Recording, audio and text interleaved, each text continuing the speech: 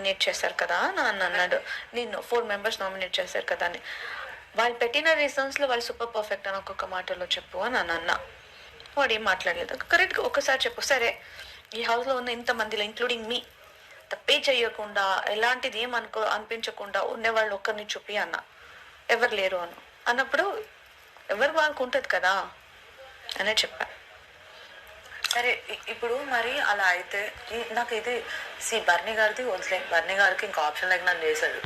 ఎందుకంటే ఆల్రెడీ నన్ను ఒక డిజాస్టర్ సంచాలక్ అని అన్నారు. ఆయనకి నేనుండే నిన్న అదే ఆప్షన్ లేకని చెప్తున్నా. నేనుండే.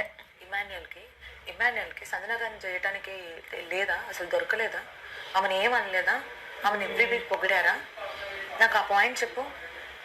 ఆయనకి నేను డిజాస్టర్ అని నేను గేమ్ బాగా ఆడలేదు అని అంటున్నాడు. నాకు డిజాస్టర్ సంచాలకు వచ్చిందని అన్నారు. మరి ఆమెకి ఎవ్రీ వీక్ చెప్తున్నారు ఆ మాటలు చక్కగా లేవని.